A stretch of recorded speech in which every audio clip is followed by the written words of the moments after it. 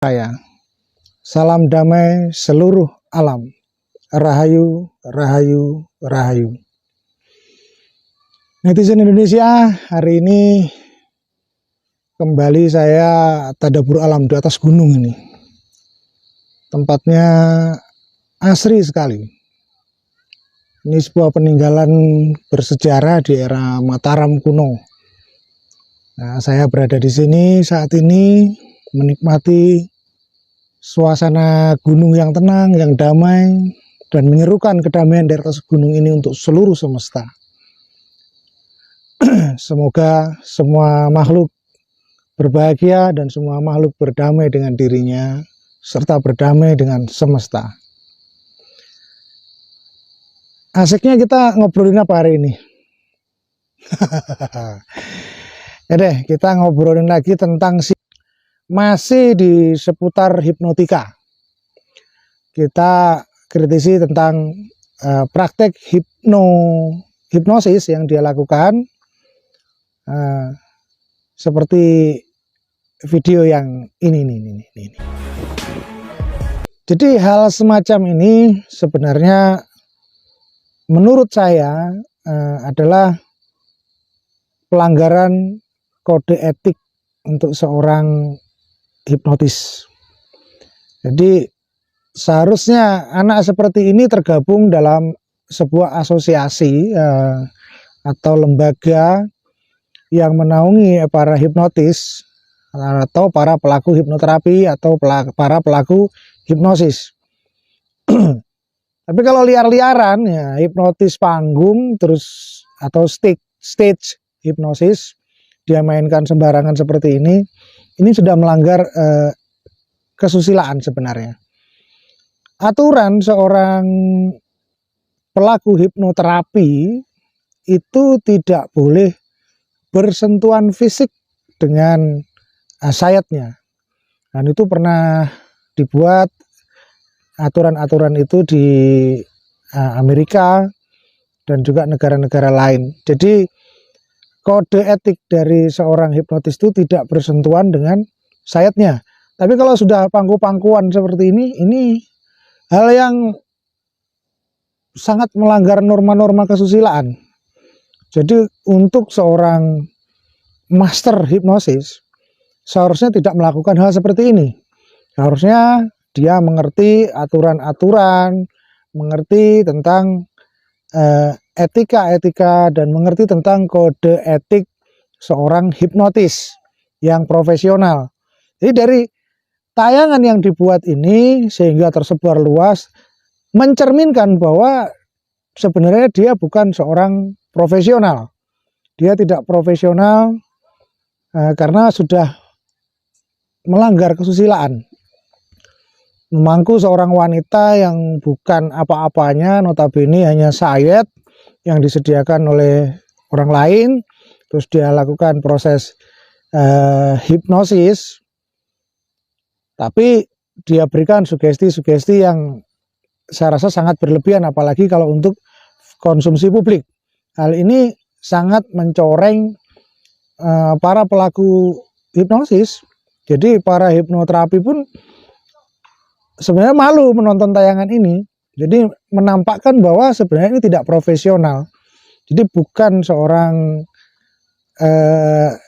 hipnotis yang memiliki kredibilitas baik. Jadi tidak kredibel sebenarnya anak ini di dunia hipnotis ataupun di dunia hipnoterapi. Jadi kalau dia mengkritisi orang lain, prakteknya orang lain, kita kritisi balik.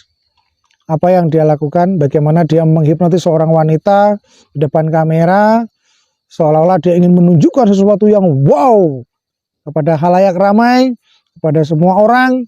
Ternyata itu adalah kebodohannya sendiri. Bagaimana dia menggali lubang, menggali sumur, dia nyebur sendiri ke situ. Artinya setiap bidang tertentu itu memiliki kode etik. Tidak semuanya dengan mudah dilakukan seenaknya saja, semaunya, sesuai dengan keinginan, sesuai dengan ide-idenya, tidak. Kita harus berpikir kaidah-kaidah etika di situ. Dan tidak mungkin dia tidak mengerti tentang kode etik itu, atau kalau memang dia tidak mengerti, tentunya ini jadi satu pertanyaan. Kenapa punya sertifikat seorang master CH ataupun CHT, coach hipnosis ataupun coach hipnoterapi, artinya dia seorang master walaupun belum grandmaster. Kalau memiliki dua sertifikat ini, tentunya mengerti etika-etika dalam melakukan praktek hipnosis ataupun hipnoterapi. Tetapi ini dilanggar, dia lakukan sesuai dengan ide-idenya. Dia pikir ini semua bagus. Saya harapkan semua para pelaku dan para pengurus di asosiasi hipnosis ataupun hipnoterapi yang ada di Indonesia bisa memberikan teguran ini, karena ini pelanggaran kode etik. Jadi dulu kita punya klinik hipnoterapi, bahkan saya juga pernah bekerja pada klinik hipnoterapi, satu klinik hipnoterapi di Malaysia, tepatnya di kota Johor Baru. Kode-kode etiknya ada, dan hal seperti yang terpampang barusan di video itu tidak boleh dilakukan. Kita hanya bersentuhan awal ketika kita bersalaman, persuasif dengan syayat, istilahnya pendekatan, membuat suatu keterhubungan keakraban. Setelah kita melakukan pun tidak boleh kita menyentuh syayat itu. Jadi semua kita lakukan menggunakan alat-alat tertentu yang memang itu diperuntukkan untuk hipnoterapi, untuk melakukan hipnosis, dan kita tidak melakukan shock induksi seperti yang dia lakukan dengan menarik tangan orang, tidak seperti itu. Karena sebenarnya shock induction jenis itu sudah kuno. Jadi menarik tangan orang itu sudah kuno, sudah ketinggalan zaman. Karena pernah terjadi kasus ketika orang itu melakukan praktek shocking, mungkin karena terburu-buru atau memang kurang profesional, dia tarik tangan itu dan engsel di pundaknya terlepas. Jadi shocking model-model yang dilakukan si Bancet Merah ini shocking yang berbahaya sebenarnya. Jadi dalam dunia hipnoterapi tidak digunakan, mungkin digunakan dalam state hipnosis ya, hipnotis panggung. Tapi kalau untuk hipnoterapi atau profesional hipnosis itu tidak pernah digunakan, jarang digunakan, karena banyak menggunakan soft shocking atau membawa syayat itu dengan kata-kata, bukan dengan shocking yang berat atau hard shocking. Karena dalam dunia hipnoterapi itu yang diutamakan adalah kenyamanan, bukan sesuatu yang brutal. Jadi kalau kita menggunakan teknik shock induction yang seperti dilakukan oleh Bancet Merah ini, saya rasa sedikit brutal dengan menarik tangan sehingga mengejutkan seseorang. Kalau kita di luar negeri mungkin kita kena sanksi melakukan teknik itu, karena itu tidak digunakan lagi di sana, terlalu kuno, dan itu sudah bukan zamannya lagi menggunakan shock induksi yang seperti itu. Jadi profesionalitas seorang Bancet Merah ini bisa dikatakan tidak profesional, dan kita bisa berpikir apabila bangsa Indonesia ini memiliki seorang influence yang tidak profesional dan juga tidak kredibel di bidang yang dia kritisi, yang bidang dia unggulkan, seolah-olah dia master di bidang itu, dia nggak kredibel di situ. Terus nasib bangsa kita ini mau bagaimana? Anak-anak muda yang mengelulukan, bahkan orang-orang tua yang mungkin juga tidak mengerti, tidak paham dalam dunia ini, dunia yang beginian, juga membenarkan apa yang dia lakukan. Tapi nyatanya setelah kita koreksi perlahan, kita koreksi pelan-pelan, akhirnya banyak kelemahan-kelemahan yang dia lakukan. dan juga kesalahan-kesalahan yang dia perbuat.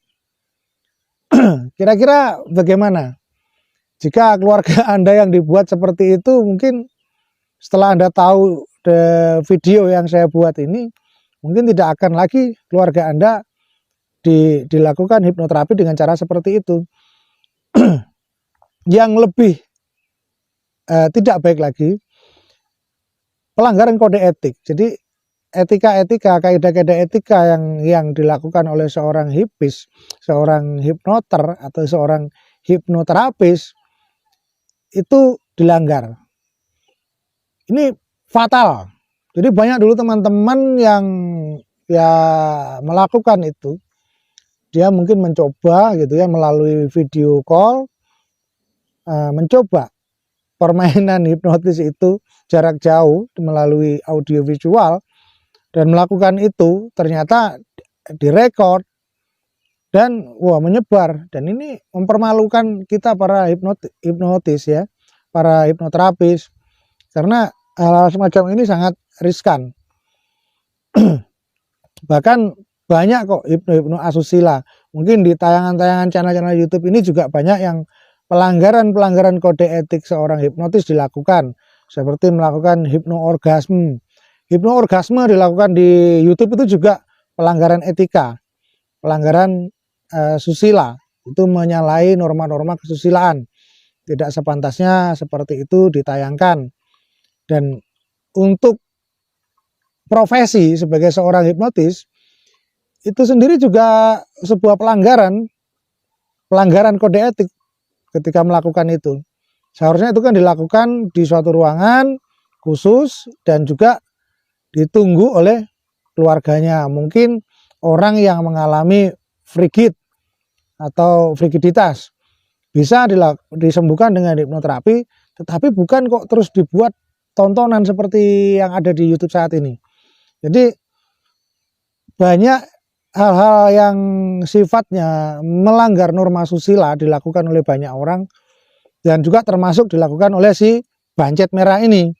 Jadi kalau dia seorang master atau mereka master, tidak akan melakukan itu karena itu melanggar norma-norma kesusilaan dan juga melanggar kode-kode etik seorang hipnotis. Mudah-mudahan penjelasan saya ini menambah wawasan untuk semuanya, untuk saudara-saudara kita, para netizen dan juga para komentator yang aktif di channel saya, serta halayak ramai untuk semua orang yang menonton channel ini dan tayangan ini. Mudah-mudahan apa yang saya sampaikan tadi menambah wawasan dan juga menambah pemahaman Anda semua tentang dunia hipnoterapi, hipnosis, dan apa kode etik seorang pelaku hipnotis. Jadi kiranya sampai di sini dulu. Mungkin di lain waktu kita sambung kembali. Salam damai semesta raya, salam damai seluruh alam, rahayu, rahayu, rahayu.